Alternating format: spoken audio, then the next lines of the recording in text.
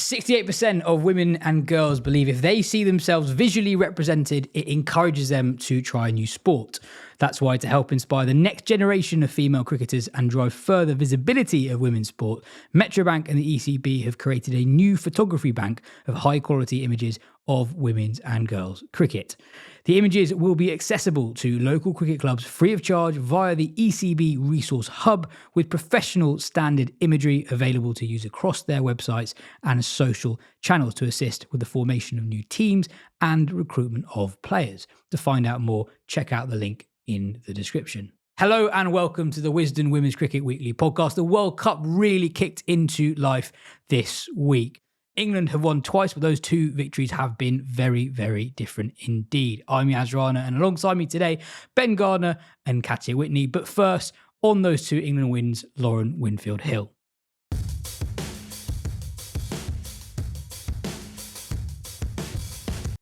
Two wins for England, but they've been achieved in vastly different ways. First up, that mauling of South Africa, 69 all out, and England chase it none down with more than 35 overs remaining. And then yesterday, the scare against Bangladesh, Heather Knight and Charlie Dean rescuing England from 103 for 6 in their chase of 179. Lauren, what do we make of this? Beating South Africa, a side that's done really well in recent global tournaments, that's a big tick. Nearly losing against Bangladesh, who've not played an ODI before this World Cup since April, less so. Smaller tick. Yes. Yeah, still a tick, but a small. Yeah. Oh, you know what? I was so giddy after that first game because I was like, that was, I think South Africa didn't problem solve very well with the bat. Lindsay Smith was absolutely phenomenal at setting the tone, and I love that option of her opening up. I think she didn't bowl as well against Bangladesh. She gave a little bit of width. But I thought against South Africa, she was fantastic. And I was like really giddy because I think, yes, they didn't bat very well, but that was such a dominant performance against a very, very good side. Like, you look at that top five, they're no mugs. They've got some world-class players. You've got Laura Wolfart in there. You've got Brits, who's just smashed a record. Marizanne Cap's in there. Sune Lu seems to be playing well again. And it was so dominant and clinical. I sort of got a bit giddy and got ahead of ourselves. And I think Bangladesh was probably just a little reminder to just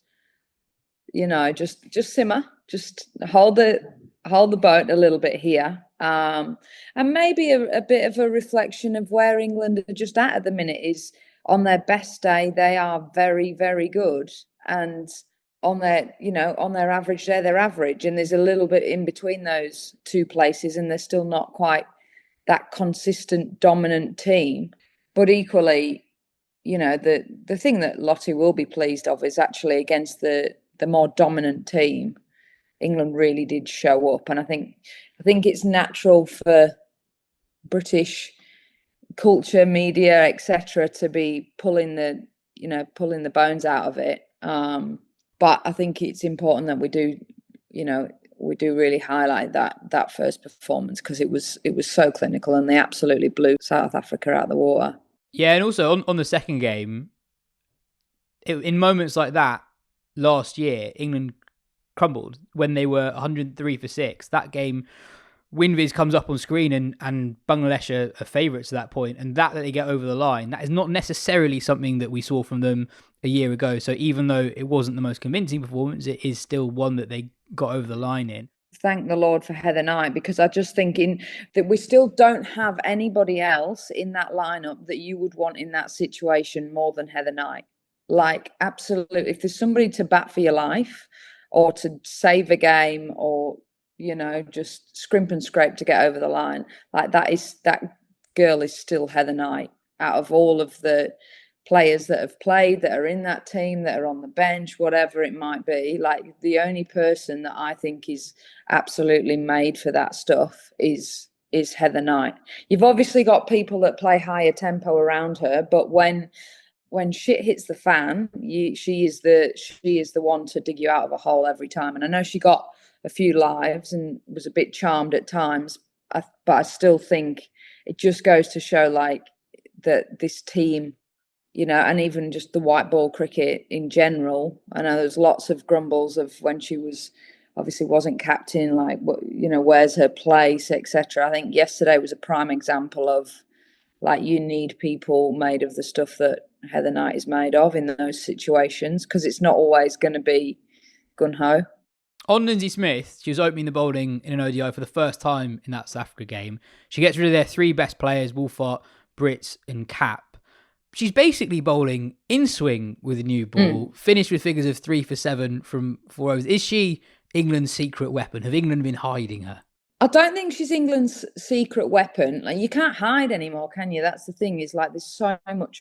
I thought actually South Africa were poor in problem solving against Lindsay Smith, and I don't really want to give too many secrets away from playing against her, but I think a lot of times people bat on leg stump to left arm spin, and that's left arm spin. Like, Lindsay Smith does not spin the ball. Very occasionally does she get a little bit of purchase.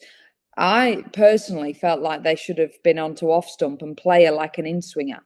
So you're outside the line and you're almost trying to play her back up to mid-on, play like high up the ground, full face.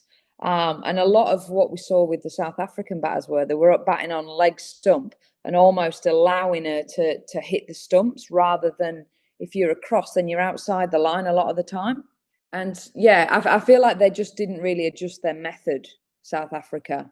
And that's probably the bit where Sophie Eccleston and Lindsay Smith complement each other really nicely, because you can't have a plan for left arm spin when the left arm spinners are very different. And that's where I think South Africa sort of let themselves down, really, is you can't have the same method to somebody that's, I think it was like more than a metre difference in delivery height as well, and they were showing it. So, you know, the options that you choose, the way you line up, the guards you take are all going to be vastly different for those two bowlers. So I think she's a massive asset to the English team. She gives control, she's threatening, she can bowl in any phase of the game.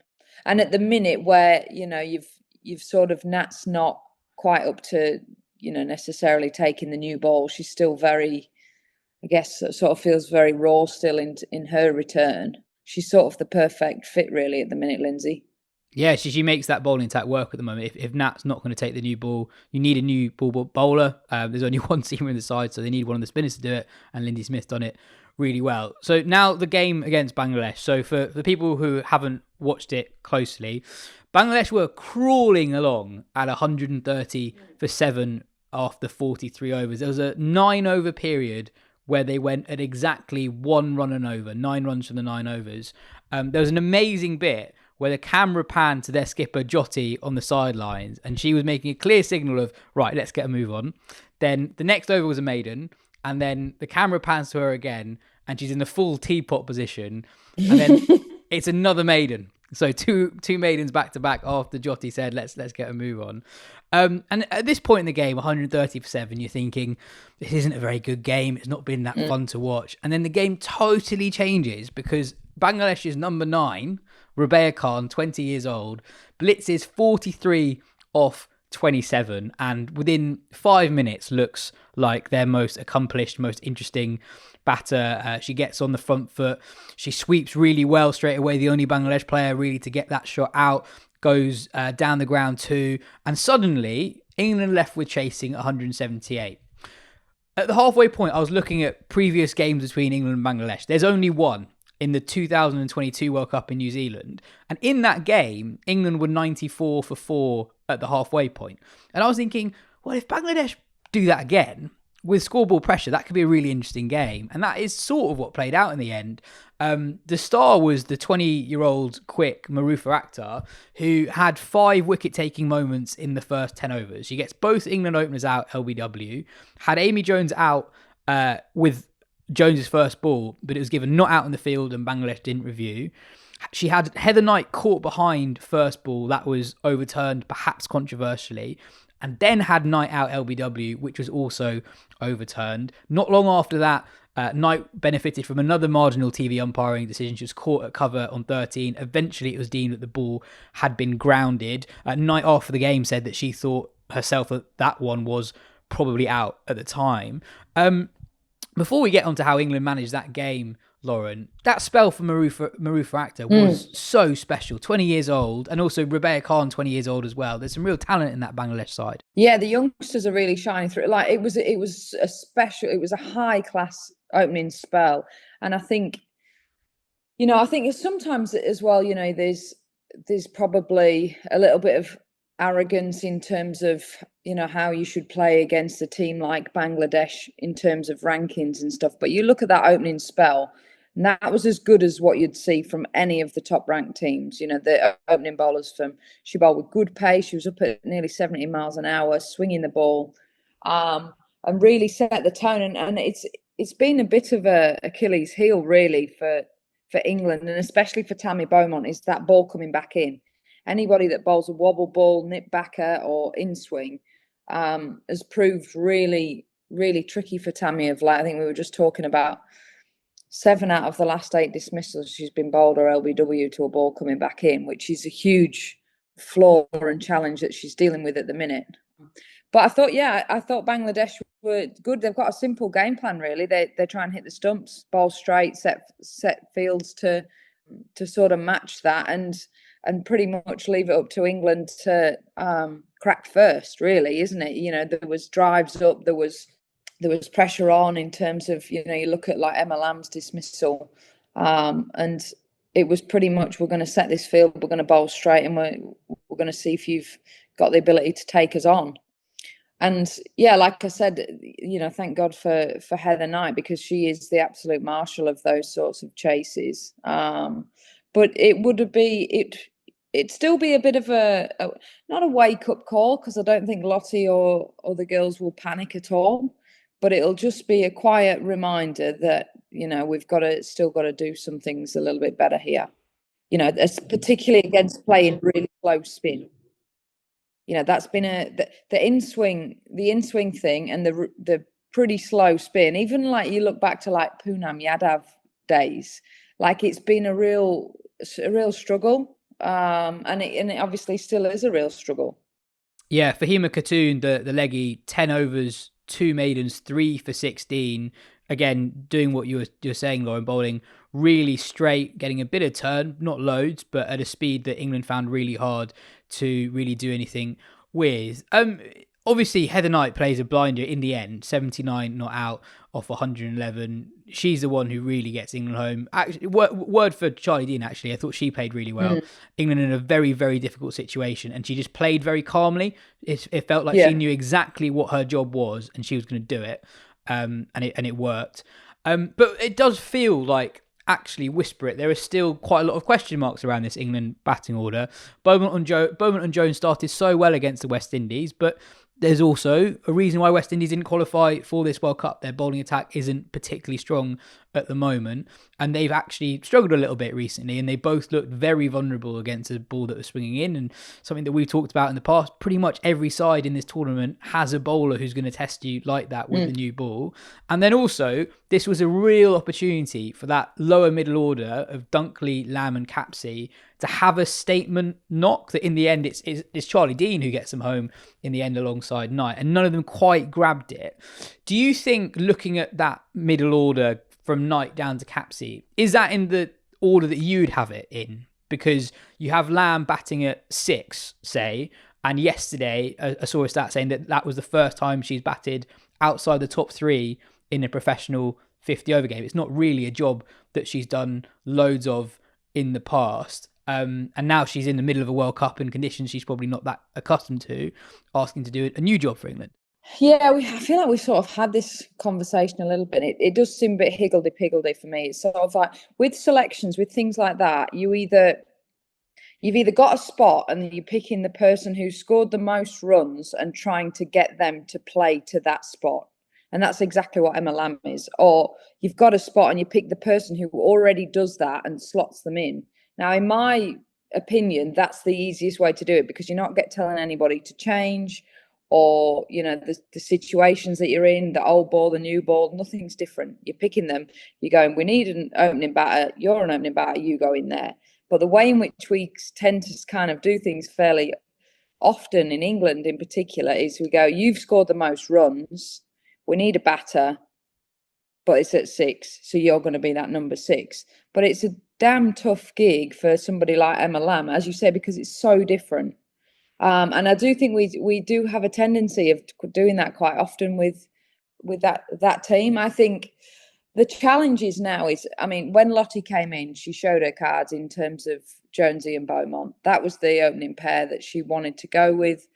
Personally, I really like Amy Jones in the middle order because she's a really good player of spin. She's experienced. The challenge with that middle order at the minute is you've got Dunkley, Lamb, Capsey, who are your three inexperienced batters out of the top 7. If Lamb goes up to the top for me, or I mean, the challenge is Tammy Beaumont's not in. Jonesy's arguably ahead of Tammy now, in terms of that. Like, it's a bold call. Do you put Emma Lamb up to go with Jonesy and put Tammy into the middle order? She's a great player of spin. She's got the reverse. She can play behind the wicket, in front of the wicket. But it's just a bit higgledy-piggledy. And the three, if you look at teams like India and Australia, you know, chances are your middle order is going to be under pressure against the best teams in the world. And then you've got your Dunkley, Lamb and Capsey that you're saying go win us the game, because likelihood is they're going to be in the key moments in a chase or setting a game up or whatever it might be, where if you split your Jones and your Beaumont, then you're interspersed with experience all the time, you know, from 1 to 7. So that would be, I feel like we sort of said that at the start of the summer as well, is I would have gone with Lammy up top. It's what she does. It's what she's best at. She scored truckloads of runs there. Jonesy is a great opener, but she's a great... You get to a point in your career as well where you've pretty much played every scenario and every position. You know, like, the more experience you get, you can actually bat anywhere. And it's just about what gives more people the best chance of success, you know. So I personally think it's a tough ask for Emma Lamb to be playing out of position in India in tough conditions. And I also just think under pressure, the 3 inexperienced girls coming in a row, I'd love a Jonesy or a Beaumont or somebody to just go Dunkley, Jones, Capsey, or Dunkley, you know, Dunkley, Beaumont, Capsey, whatever it is, where you've always got somebody out in the middle that's got experience and that has been in every situation and under pressure and knows how to handle it. Yeah, I'd be tempted to bat Emma Lamb at 3 and move Heather to 5, Dunkley to 6, just because I think Knight, as we saw in this game, Knight is England's coolest customer, right? She can deal with difficult situations. You can always put her in anything and you expect her to deal with it. I think Nat has to bat 4 because she's England's best player, and you don't want her coming in too low down, and you want her to impact games early on. I'm just trying to get in the head of a batter. If you're someone who predominantly opens the batting, just how different is the challenge to coming in at number 6 when you're starting against spin in the middle overs? Yeah, it's very different. It takes a lot of getting used to. I remember when I first, it was very similar. Like, when I first came into the England stuff, I batted in the middle order because it was like, well, you were the highest run scorer, but the position we've got at the minute is like 5 or 6. And I think the biggest thing is it's your options against spin and starting against spin. You know, opening the batting, less so now, but 9 times out of 10, you're going to get pace on up front. You know that you sort of, you get a few through. You might get more dots in the power play, but you're going to get more boundaries. And starting against spin is very different. You're probably going to have the drives up when you're a fresh batter. Can you take them on, get a fielder set back straight away? So it's very different in terms of, as well, it's just like holding your positions, moving your feet well. The other thing to consider is, for me personally, I set up very differently to spin and seam. So I stand pretty tall against seam. I'm a lot more squatted and have a trigger against spin. So even just like little nuances like that, doing that early in your innings, having to use more footwork, whereas against seam, you're pretty, you'd sort of lean into it and your footwork's a lot smaller. So there's lots of differences and pressure in different ways. You've got a scenario pressure in the middle order. Some people like that, as we need 6s, we need 7s, we're 4 down. Like, the narrative, how the story's playing out. You're opening, you've got a blank canvas. Some people prefer that to to knowing how the story's sort of unfolding. Well, England are, despite the wobble yesterday, 2 from 2. Next up, Sri Lanka on Saturday. Win that, and they're in an amazing position to seal a semi-final spot actually quite early. So, yeah, despite the wobble, still going pretty well on paper for England. That is everything for today. Cheers, Lauren. Catch you next week.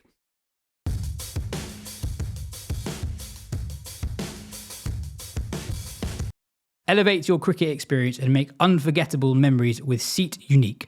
Next summer, watch England take on New Zealand in 2 unmissable clashes, the IT20 at the Central Co-op County Ground in Derby and the ODI at the Banks Home Riverside in Durham. With Seat Unique, the #1 destination for premium live experiences, you can enjoy premium tickets and hospitality packages that go beyond just a ticket. Think exclusive lounges, first-class dining, and the very best views of the match. All just a few clicks away at seatunique.com. The link is in the description. Ben, why did Bangladesh have as much success as they did against that England top 7? They were very close to pulling off the upset of the tournament. Yeah, I guess first and foremost because they bowled really well, especially the wicket takers through that top 6 at least. Marufa Akhtar and Hima Khatun. Started with Marufa. She was just finding loads of in-swing, and England's two openers in particular didn't really have a way to deal with it. And we could talk about them a bit more specifically about what technical issues they might have that means that is going to be a way that they can be targeted, but you need to be able to find the movement to do that. And she was doing that, and it was just a brilliant opening spell. And then from sort of, one of the younger guns, you then had, the experience for Hima Khatun, who's just, when there's assistance in the pitch, like she's shown actually for a long period of time that she can just tie a side down as well as be threatening. But it was more than like, you look at the 3 wickets, but it's going for 16 runs in 10 overs. There was just nothing to hit, nothing to rotate. And actually on a pitch where that had been an issue throughout the game, Bangladesh had like the same issue as England and had, also been sort of undone by it at times, coming down and sort of trying to find the release shot and then getting into trouble. It was actually quite a difficult pitch to rotate on against good spin bowling. And that was almost what undid England. But then just maybe when it started to ease at the end, that was when Knight and Capsey and Dean were able to get England where they needed to go. Katya, what do you make of the England performance overall? Bangladesh, a side that barely played between the qualifier in April and the World Cup itself. They've only played 1 ODI against each other before, and that was in the last World Cup. Yet Bangladesh so close to beating England. Yeah, Bangladesh are interesting in general because when we were doing our power rankings before the tournament, I think we very firmly put them at the bottom of the table. And they've now beaten Pakistan and come quite close to giving England a significant shock. So they're an interesting case. But in terms of England, you look at that game and it's one that you think that could be a potential banana skin. Because when you look at the kind of score, the 180, the kind of 200, low 200 score, you almost feel like that's the kind of chase England are more likely to mess up or have historically panicked in that kind of chase. I don't think it was a panic necessarily yesterday. It was more just high class bowling from Akhtar up front and what Ben mentioned. But I think you can look at certain bits of the batting attack. You can look at Tammy Beaumont, who's been pinned LBW or bowled so many times over the last few years, and you can think that's just a walking way that people are going to target Beaumont as soon as she comes to the crease. You can pick holes in pretty much everyone. I mean, I'm sure we'll get onto it, but Knight probably should have been out or was given out a couple of times before she played that innings. And you can also look at although they didn't really get out to a turning ball yesterday, you can also look at the way England have played spin, which is a theme of what we've been talking about over the last few months. I don't think England were necessarily poor yesterday or necessarily completely like as poor as the scorecard would suggest when you look at them.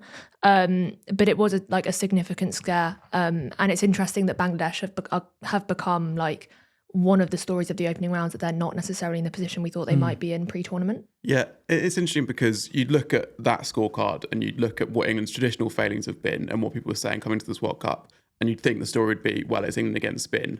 And there still is a question there, and they get 2 real tests in Colombo against Sri Lanka and Pakistan. But it is the openers who got out to seam that would be the most worrying thing. And actually, the bowling a bit as well, even in them keeping them to 178. I mean, there was a really good spell of constriction through the middle, and they kind of pegged Bangladesh back from what 100, like they were kind of always on top, but it felt like there was more loose stuff being bowled early on, especially maybe from Natseva Brunt, who's still finding her way back into bowling. And then they had Rebecca Khan, who was able to sort of get away from England a bit at the end. I thought that was really good batting. It was as well. That wasn't bad bowling. No, it wasn't. But I think that if I were other sides looking at England in this, I wouldn't be saying. You would have thought before the World Cup, we can target them with spin. In this, you'd be like, well, there might be other ways to get other openers. And actually, there might be weaknesses in that bowling attack as well that we can exploit. Do you think, Katya, this is just a representation of where England were? People got a little bit excited last week when they beat India and Australia in the warm-ups and absolutely annihilated a likely semi-finalist in South Africa. And actually, almost the point is being illustrated, and we're saying they didn't actually play that badly. Yet this was a very close game against Bangladesh. Yeah, I'm not sure whether excited is the right word. I think in warm-ups, you can kind of say that's a warm-up game. People try out different things. That kind of result is always going to happen. Against South Africa, I also bowling a side out for 66, especially a side like South Africa who've then gone on to beat New Zealand, and we'll get on to that as well. I just think you can take very little from the last 4 games before the Bangladesh game England have played. So I think maybe hopeful would be more of a word than excited. Yeah, I think for me with that South Africa game, it wasn't that it felt like England solved all their issues. There was this interesting thing with Lindsay Smith that was a real catalyst for that, but it was also just that winning that in that fashion, I was like, okay, well, they should probably make the semi-finals now, basically. That they just had a lot of leeway, just in terms of that was more important for the tournament almost than for them, their perception as a team. And yeah, I think you can, if you're in opposition, if you're one of the best teams in the world, you are looking at both that batting and bowling lineup, and not saying we need to get the side under pressure to have them in trouble, but just saying that I think you can just find ways through it just by playing better cricket than them, by targeting certain weak points. And in England, that would be like, and I guess also the World Cup is going to be a point where those things are kind of decided or not one way or the other in terms of how good, where these weak points are weak points. Like, are those openers 2 batters who have cracked it and have had a good summer and are going to carry that on, or are those frailties going to come back up? Are Knight and Siva Brunt, who are obviously brilliant and both played well yesterday, obviously, Knight defining not, but I thought Siva Brunt played well when she was in.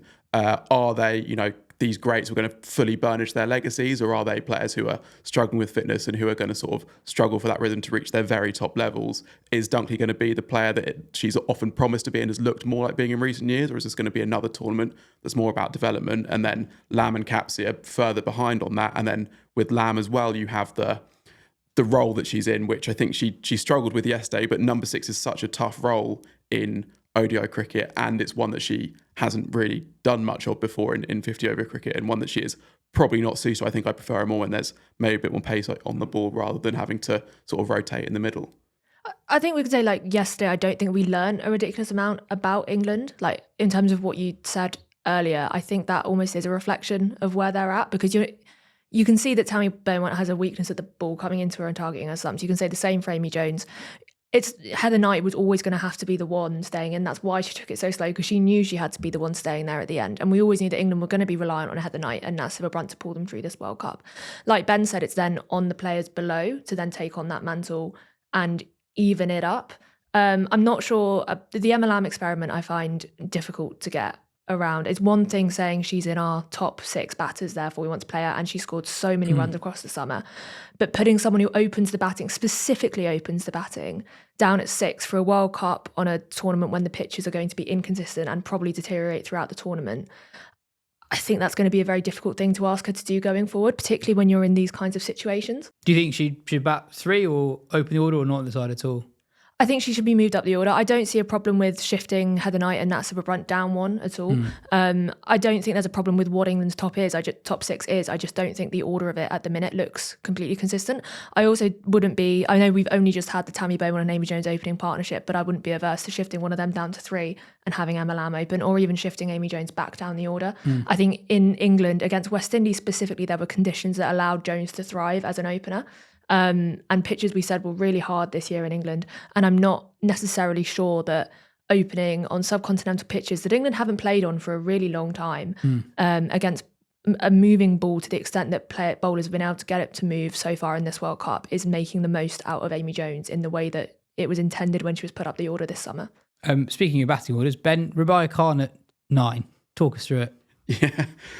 Yeah. I mean, it's a hard one to to sort of fathom, especially when it's within one shot. Like she comes in and she nails that sweep shot out. And you're like, oh, hang on, that's the kind of clean connection we basically haven't seen through the whole innings pretty much. And then she continues playing in that way. There's sort of the like obviously, you know, you don't want to read too much into an innings of 43 off 27 from number 9, but it looked almost like a reasonably complete game in some ways, in that she had there was the bat speed through the ball when she hit that 1-6. There was the kind of manipulation of the field. She looked like she really knew her options and actually how she wanted to go about. The only scoring Bangladesh player who really swept. Yeah, exactly. And swept really well and swept balls that weren't that bad. Like her first ball against Kapsi, which is a good ball, and she sweeps it for 4. Yeah, it was really, really impressive. And obviously she's young, so maybe you can say that, you know, maybe this was like a total bolt from the blue, but there'd been sort of little inklings from previous innings that she'd played where she come in and sort of not got to the heights of 43, but had hit, you know, sparky sort of 15s, 18s, that sort of thing. And also, surely she must be doing this in practice. This can't have been a total freak. And so trying to work out why she's coming at number 9, the only, obviously I don't have insight into the Bangladesh dressing room as it is right now, but you did really recently? Well, no, not recently, no. But I just from reading the stuff that has come out from players who were in the dressing room not that long ago, I think Jahanara Alam has said some interesting stuff about what it's like to be in that dressing room. Now, she's still a current player, although she's taking a break from the game, so she might have some sort of vested interest too. But it's just talking about how it can be quite a sort of hierarchical place where it's difficult for junior players to either have their voices heard or to get the recognition they deserve. And you just wonder if that is the kind of thing that's happening, where there is so much on these senior players who have been around for so long that you can't say that we've got this player, we brought him for their bowling, but we actually think she's really good at batting, so we're going to stick her up. And that might possibly be what's going on there. But it is, you know, and also not saying if she comes in at 3 that she continues at that rate and hits a, you know, 70 ball 150 and Bangladesh win, but you think you have a better chance to define a game rather than just adorn it. I think we got an interesting insight into the Bangladesh dressing room when Niga Sultana was signaling to them to speed up on the side of the pitch, and then they played out a maiden, which was a brilliant bit of cricket. Favourite moment of the World Cup so far? Ben, there were a few controversial moments in the England run chase, both involving Heather Knight and both involving the word inconclusive. Did England get away with 1 or 2 there? So twice Knight was given out. Well, first time she was definitely given out. The second time wasn't clear. So first ball, she's given out, caught behind. Very hard to work out off the initial replays if the ball hit pad or bat. Everything was very close to each other. Second one was she was caught cover when she was on 13. She walks off. She said afterwards, after the game, that she thought that was just out. But after a few replays, the third umpire deemed the ball to have touched the ground. But again, the wording around both decisions was unclear as a viewer. Yeah, I don't think either were total TV umpiring shockers. I think that they're both, that there were people arguing them both ways. I know that Alex Hartley said that in the second that she thought that it had touched the ground. Other people were saying it was an absolute scandal, which I think tells you that probably not a scandal. It was. I do think it was touching the ground. I think the wording might have been wrong, but it's not that complicated. If the ball's touching the ground, the ball's touching the ground. It shouldn't be that complicated. Yeah. But then you also have these issues with these low catches where you know that there can be cases where this is your thing. There's a difference between the ball touching the ground. No, I'm genuinely interested. There's a difference apparently that you're about to explain to us between the ball touching the ground and being grounded. What is that difference? Yeah, so the phrase you'll hear umpires use a lot is fingers underneath the ball. Now, this phrase isn't in the laws or the playing conditions, but we know that a lot of this is down to interpretation, and that is a key thing they look for, because in the laws of cricket, the phrase is that the ball needs to be grounded. And I think they would say that, you know, it might be possible for a blade of grass or a bit more to stick up between 2 fingers, or for fingers to be sort of split and a ball to be between the 2 fingers and kind of touching the ground at the same time. But if those fingers are underneath the ball the whole time, then they would generally use that as the benchmark for something being out. If they're kind of around the side of the ball, then they'd be more like to say that, no, that's the ground is playing too much of a role.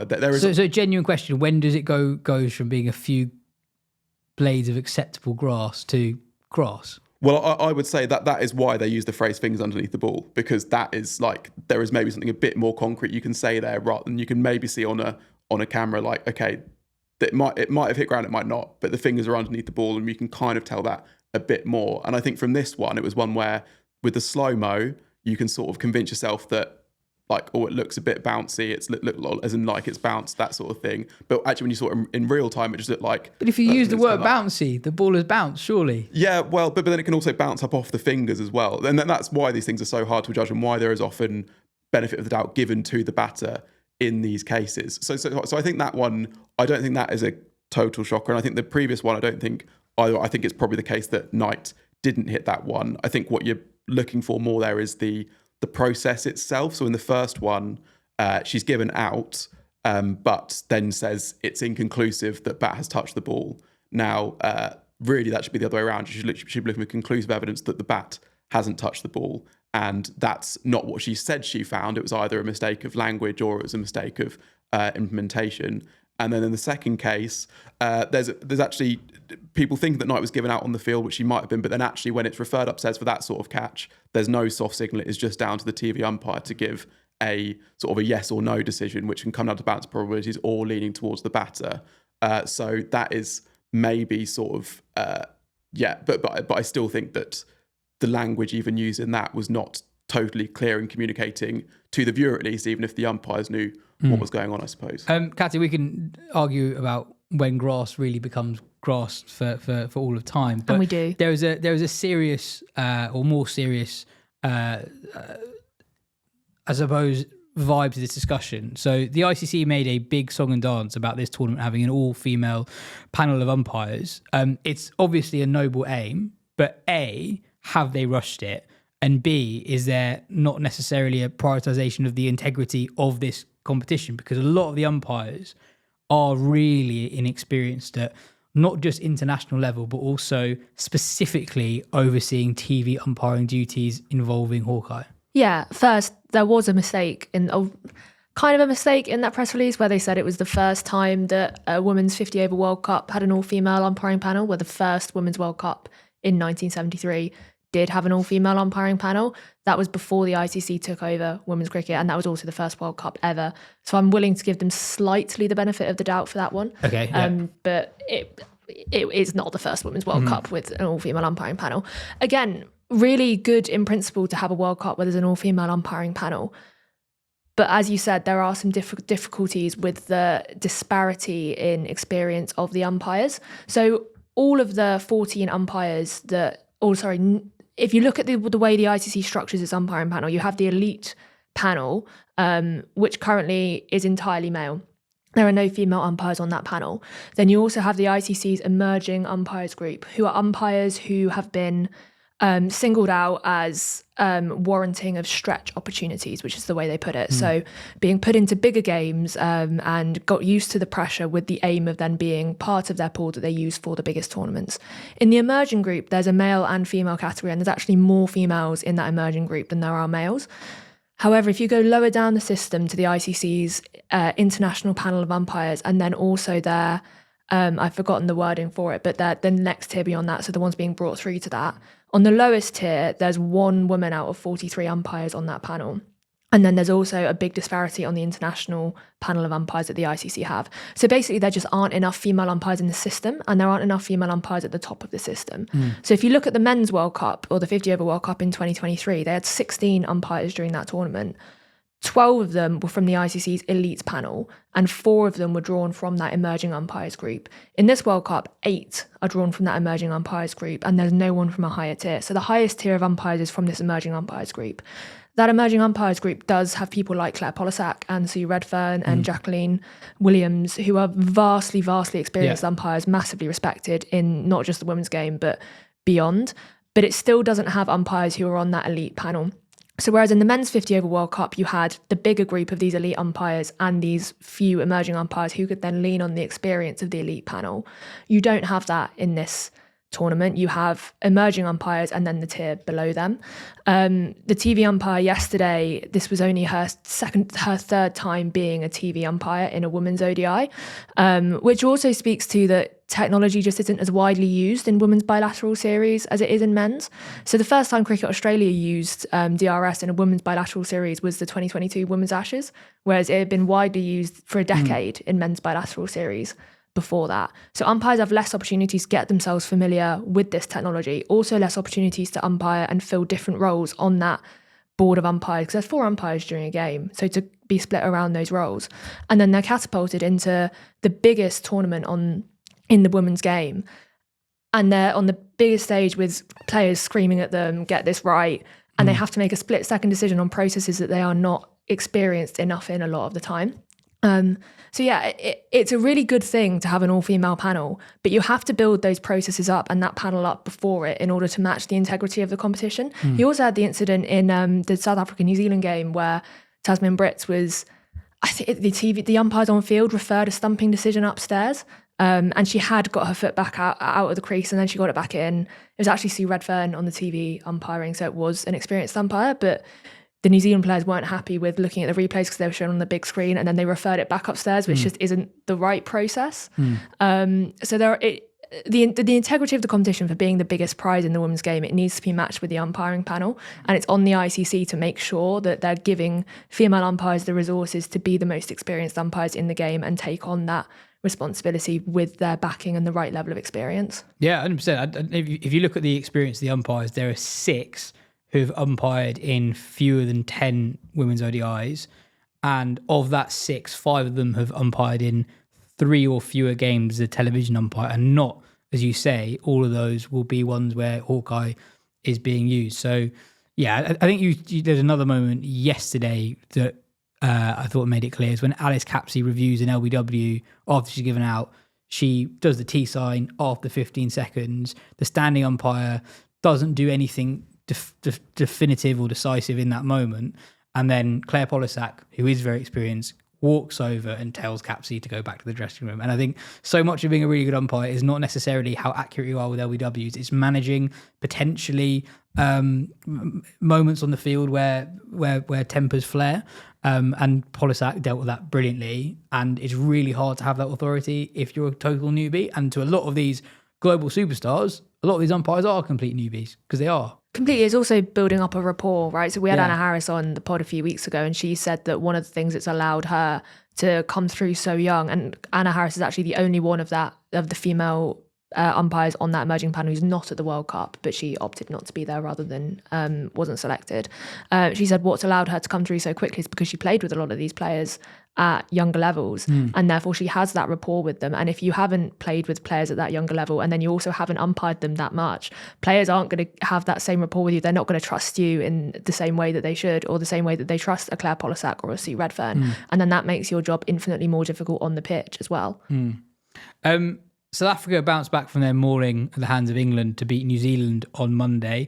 Tasmin Brits became the first woman to score 5 ODI hundreds in a calendar year, as South Africa successfully chased down 232. Sune Luce hit 83 not out from number 3. Sophie Devine was once more in the runs for New Zealand. She top scored with 85, but it was Brooke Halliday who really got a stagnating innings going, sweeping her way to 45 off 37. Katya, you wrote a piece about Brits' year and South Africa more generally getting back into the campaign after a far from ideal opener. Yeah, I said it earlier. I was really disappointed with South Africa, or I was really disappointed with that opener, because I thought this is going to be one of the games of the group stages. Because England and South Africa, you can say, are probably fairly similarly matched teams in that they've both got really good performances in them, but they've also both got a collapse in them, as we saw quite dramatically from South Africa.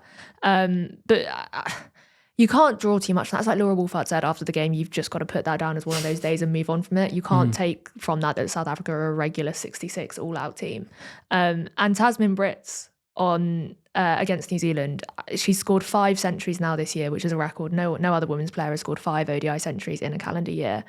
And I would argue that one was likely the best of them, given that it came after that England game against New Zealand. She scored her runs really quickly. So her first 50, I think, was her fastest half century in women's ODIs.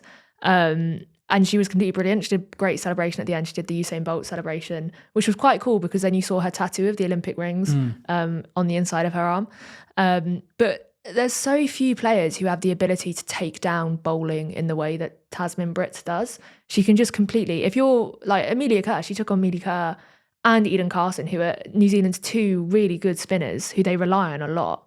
And she took them down. And Eden Carson, she hit for 2 sixes back over her head. Amelia Kerr, she hit for a couple of 4s within her first 2 overs. And she just never let the bowlers get on the front foot. And her numbers more generally, I think if you looked back at Tasmin Brits before this year, very good opener, but quite a way below the level of top ODI batters in the world. So obviously below your Laura Wolfarts and even your Tammy Beaumont's in that kind of period. But this year, her numbers are actually ridiculous. So I mentioned 5 ODI centuries. She's striking at 96, and in 2024 she struck at 72. Wow, it's a massive change. Yeah, and if you look at so she's on 749 runs for the year. If you think about the matches that South Africa have got left in the group stage, and if they reach a semi-final, she could also break the 1,000 run mark this year. So Smriti Mandana is closing in on it at the minute, and no woman has ever hit 1,000 ODI runs in a calendar year. But if Tasman Brits continues in the kind of form she's in, she could also break that record. And I think she's definitely having the best year of all those South Africa batters. But when you look at the rest of them, you look at Sunelus, you look at Chloe Tryon, you look at Laura Wolfart, they're all having good years. So if you look at that South Africa attack, that batting attack, it's actually really strong because you've got a lot of players in form, and then you've got Tasman Brits who's stratospheric. And genuinely, that 66 all out, so disappointed because I think they can really go on and achieve a lot in this tournament. We talked about them with Fidos last week. But yeah, I was much more happy to see South Africa and what they did against New Zealand. Ben, quickly, is your predictions for the semi-finalists changed at all?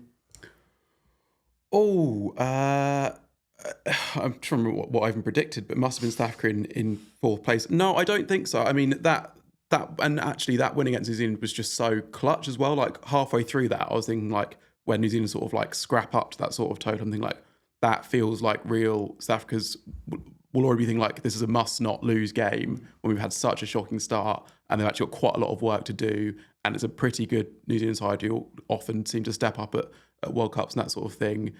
I thought that looked like you could easily all of a sudden your World Cup's over before you know it. So to come through it in the way that they did, I would say that they still look just about like the 4th best team to be, and then not least because actually you can see those they don't on New Zealand, but the other teams that maybe could push them if they have a good run, Sri Lanka, Bangladesh, Pakistan, I think you can almost all see them taking wins off each other. So that will also, I think, ease South Africa's progress. Obviously, there is still, Sri Lanka getting a point against Australia. That's true. That washout could be big deal. Yeah, could be quite a big deal. And that's what I was also thinking in that Bangladesh game. Is like, oh man, if in the Pakistan game, like if Pakistan could have just got one over Australia in that game, then all of a sudden you've got them with 1 win from 3. You're right. It could make a difference, and I guess that now becomes almost the game of the group stage, doesn't it? South Africa, Sri Lanka, which is I'm not sure off the top of my head, but it's next a week on Friday. So that will be, get it in your diaries. Yeah, and in Colombo as well, which should favour Sri Lanka, not just knowing those conditions, but those conditions from what we've seen so far should be favouring them. But I would still make South Africa slight favourites for that 4th spot. But now probably the contender is Sri Lanka rather than New Zealand, albeit New Zealand had a tough start, but that was a game they really needed to win, I think, to be challengers for that semi-final spot.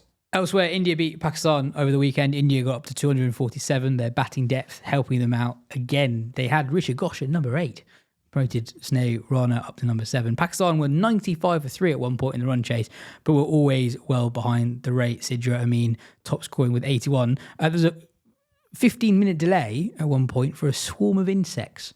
So here over this summer we had ladybirds stop and play. What's going on? I enjoyed seeing them spraying the bug spray themselves. Yeah.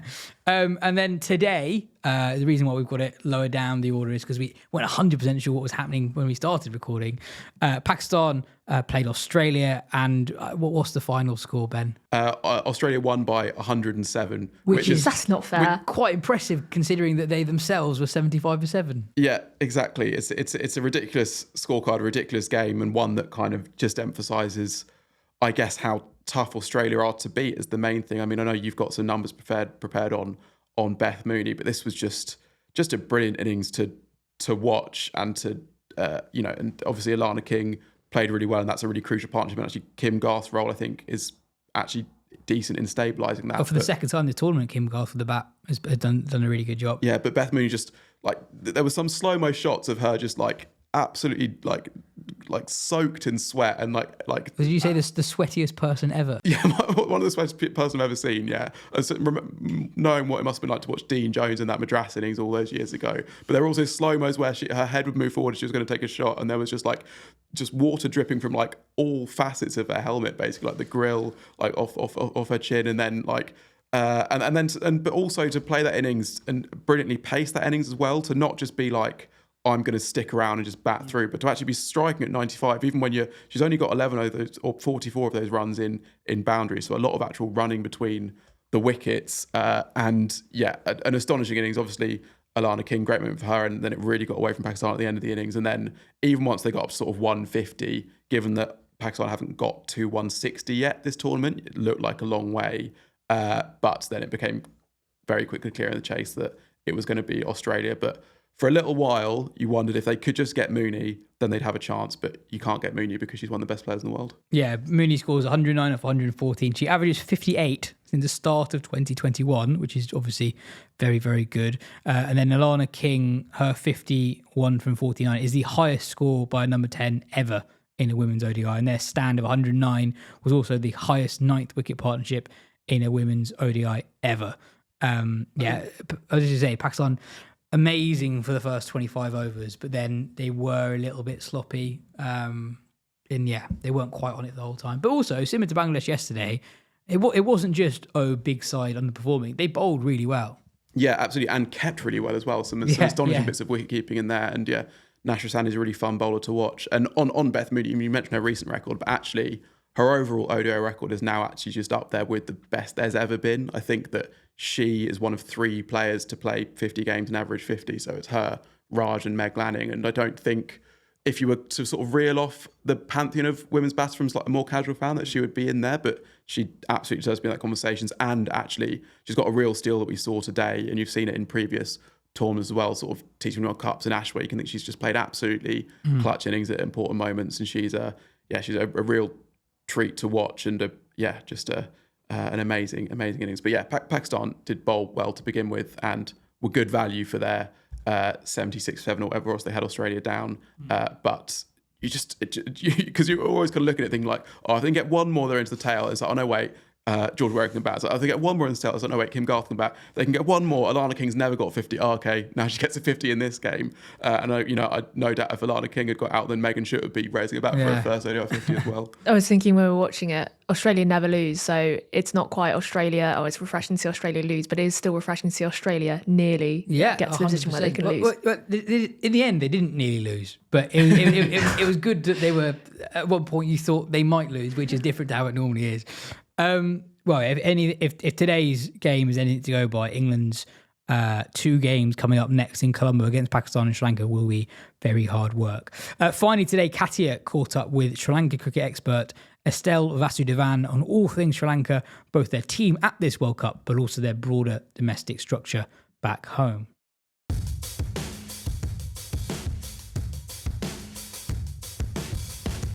Estelle, before we get on to Sri Lanka specifically, what's the general vibe of the tournament like on the ground? Because Sri Lanka weren't initially intended as hosts. It was only after that agreement between the BCCI, ICC and PCB that Pakistan's matches were scheduled to be played in Sri Lanka.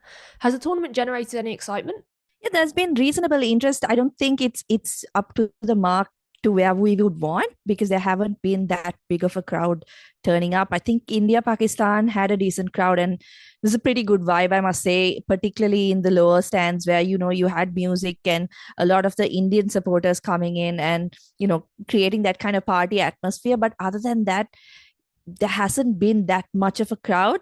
Sri Lanka cricket, of course, hasn't opened up the entire stadium, the seats in the entire stadium. So it's just 2 stands that are opened up. Yesterday's game, I thought, had a reasonable crowd, considering that, it was Pakistan, Australia, and the weather was not great as well. So there's been interest. I wouldn't say that there isn't, but for neutral games, so far we haven't really seen as much of a crowd as we would like. I'm very excited to see what happens with the Sri Lanka game, because we haven't had a game in Sri Lanka featuring the Sri Lankan team. That's kind of mad in terms of the scheduling that there hasn't been a game in Sri Lanka featuring Sri Lanka yet, but they did have that washout against Australia. You were at the Australia-Pakistan game and witnessed the rare sight of Australia coming close to being bowled out for under 100. What were your thoughts on that game, and I guess Pakistan in particular? It was an excellent comeback from Pakistan after the 2 disappointing losses. I think they would be extremely disappointed, particularly with that game against Bangladesh. But here, the type of cricket that they played particularly with the ball in hand, would give them a lot of encouragement because they're playing every game at this venue, right? And they've got the bowling lineup to kind of to match that the conditions that are out there. So I think, despite losing the game ultimately by a big margin, and if you look at the net run rate, it's difficult to think that they're in contention to make it through to the semi-final, but they still have the opportunity to kind of upset a lot of other teams because they've got that bowling lineup that suits these conditions. There's a lot to do for them in terms of the batting, and I think we knew this before the tournament started, that batting is going to be the problem for Pakistan, and it has proven to be the fact so far. So they have a lot of work to do, but as I said, since they are playing all of their games in Colombo, I think that performance with the ball will certainly give them a lot of inspiration and give them a lot of positivity in their camp. I mean, in terms of conditions, obviously saw Australia being reduced to 115 for 8, something like that, or 76 for 7. I can't quite remember the exact score. England have got their next 2 games in Colombo against Sri Lanka on Saturday and then Pakistan next week. Should England fans be worried? It's an interesting thing because with the conditions, we weren't really, Sri Lankan reporters or people who have followed a lot of Sri Lanka cricket from the men's and the women's side weren't really sure what to expect from the tracks, because if you look at how they've played in the past at the R. Premadasa, the men's games have been very, very low scoring. The 220s, the 230s, that's the type of ODI cricket that the Sri Lankan men's team has been playing. But in terms of the women, the last tournament we saw at the R. Premadasa was a tri-series between South Africa and India. And it produced a lot of high-scoring games. 300 plus was crossed a couple of times. You had 280 plus scores.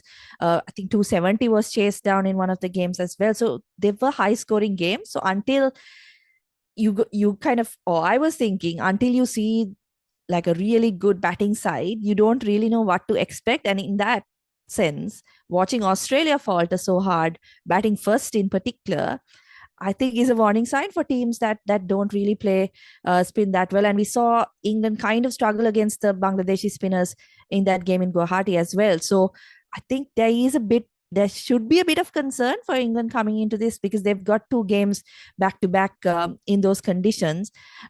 I think weather will also have a part to play. We haven't seen that much sunshine, so it might be a bit tacky, the pitches. So yeah, I mean, there's a lot, I think, for England to think about in terms of how the conditions will change once they move to Sri Lanka. In terms of like Sri Lanka's tournament, we mentioned that they've not actually played a game in Colombo yet, and they had that washout against Australia, which they got a point from, which is more than most teams would hope to get against Australia in the group stage. They haven't won a game yet they're being talked about in terms of they could now be semi-final contenders, specifically because of that washout against Australia. How realistic do you think that possibility is? Given how the tournament has gone so far, that big win for England over South Africa, then South Africa doing pretty much the same against New Zealand, I think Sri Lanka will be confident for the reasons being that the 5 games that are to come, they've beaten 4 of those teams in the recent past, right? England is the only side that they haven't beaten in ODI cricket in the last cycle. They've won a series against New Zealand. They've tied a series against South Africa. They've beaten Bangladesh and they've beaten Pakistan. So they will be confident that it's not an impossibility beating these teams. And looking at how the tournament is going, 3 to 4 wins could ultimately prove enough to get you into that number 4 spot. So I think they'll be going into it confident.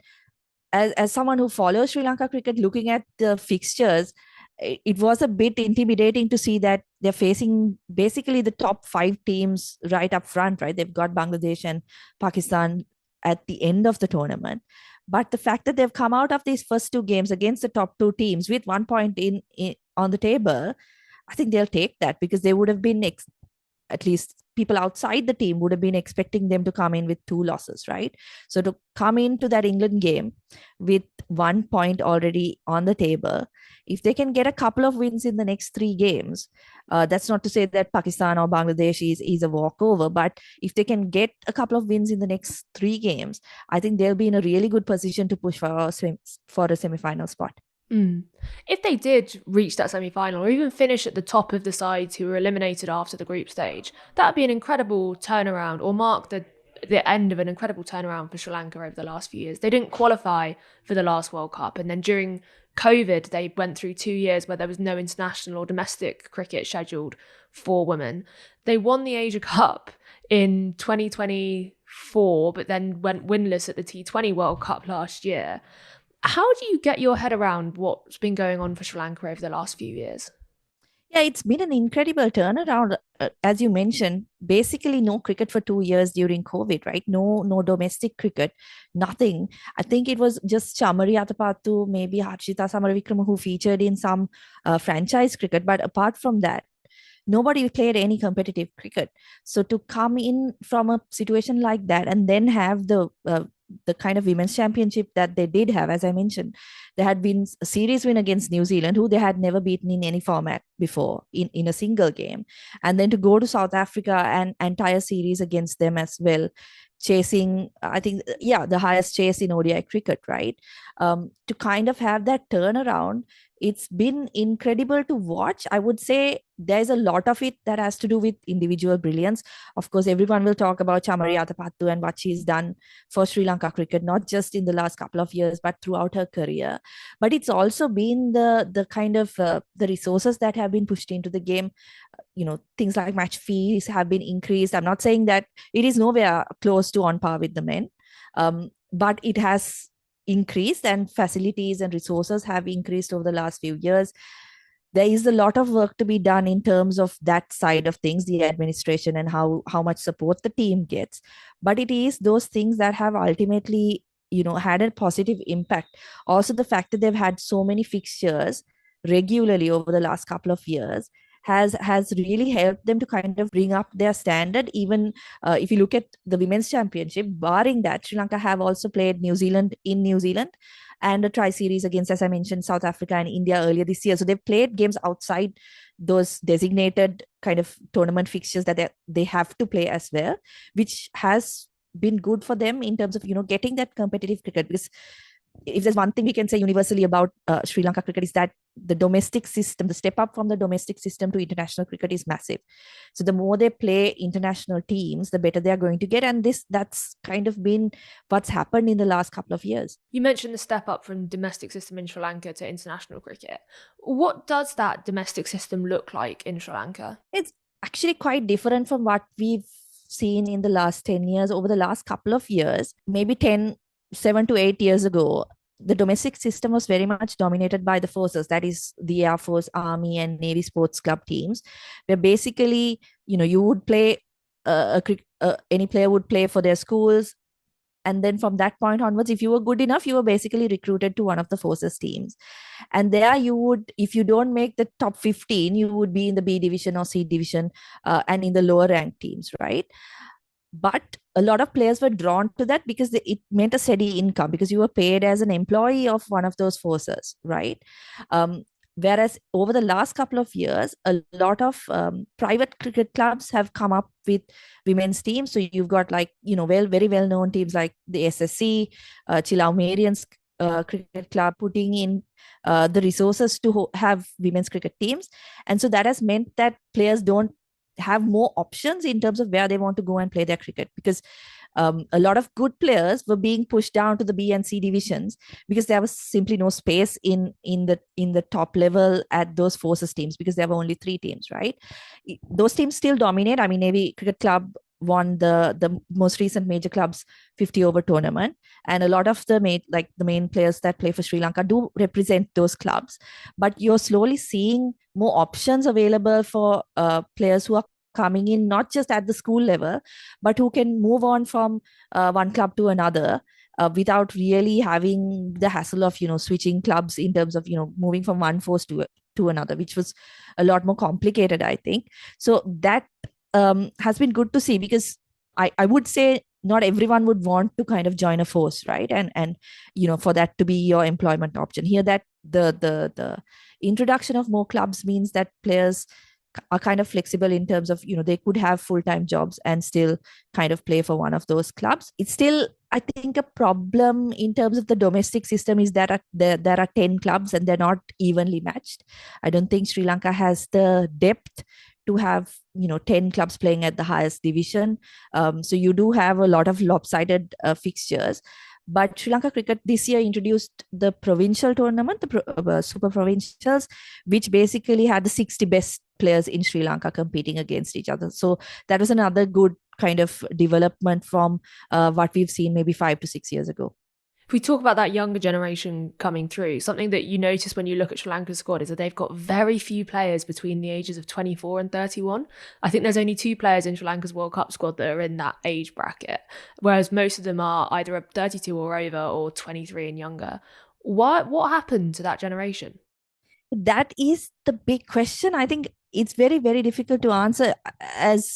As you were saying, I think there are 8 players above the age of 30 in this squad, and it is an aging squad. Of those 8, I think 6 are 35 and above, right?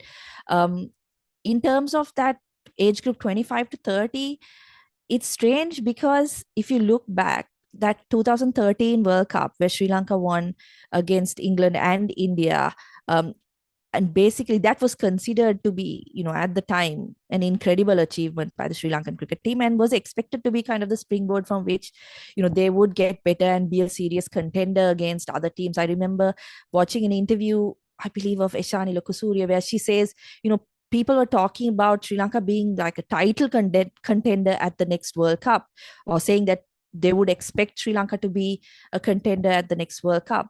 But that never really materialized.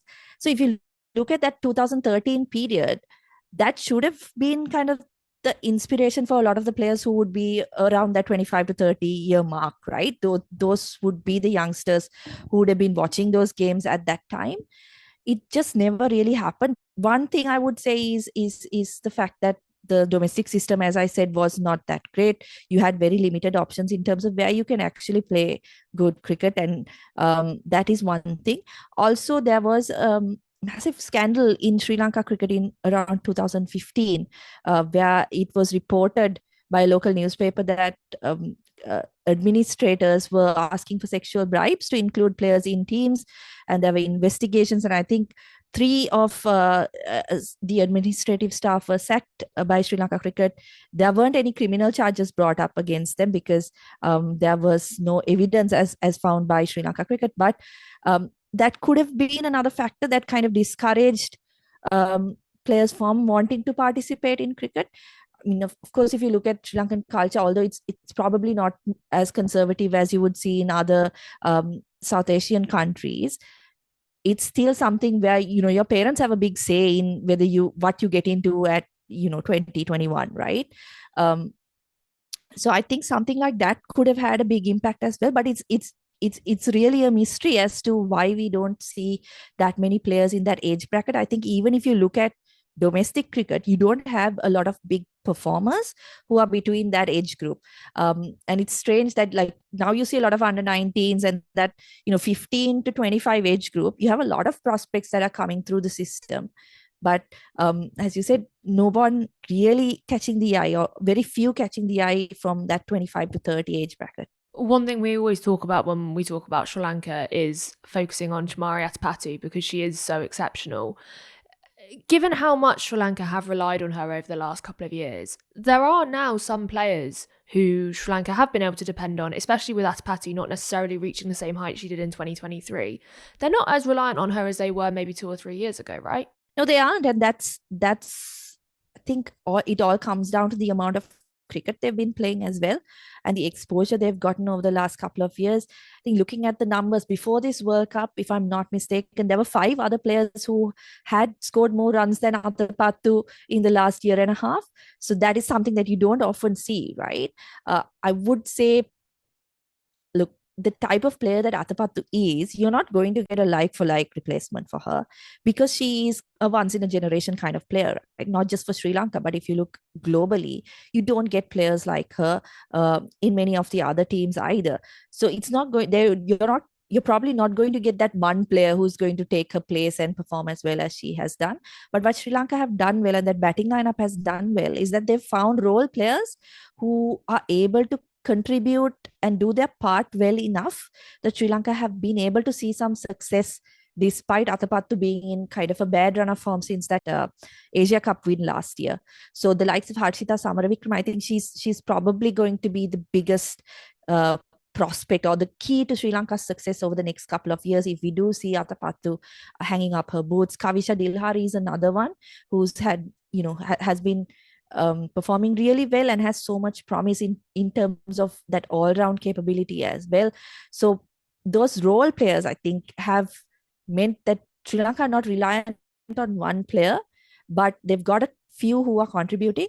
But at the same time, I think, there is no denying that she is still the most important player in that team.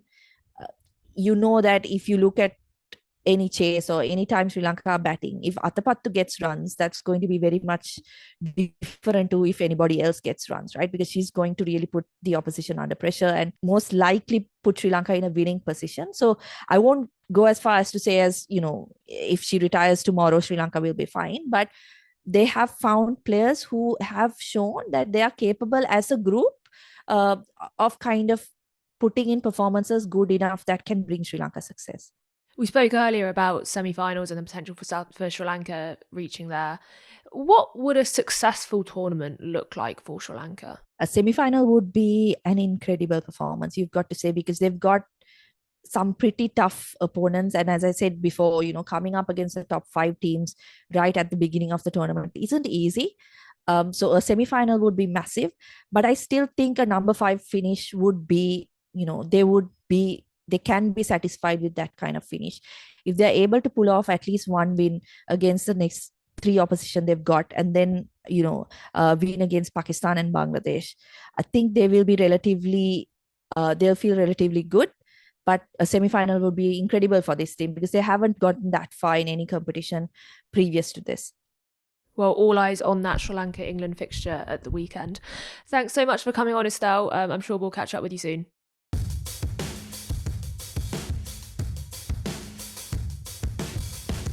That is everything for today's show. Thanks, Katya. Thanks, Ben. Cheers for listening. We'll be back towards the end of next week. Thanks to Metrobank, girls' cricket clubs can now access royalty-free images to promote women's and girls' cricket within their community. If you want to find out more about the fund, visit metrobankonline.co.uk/cricket.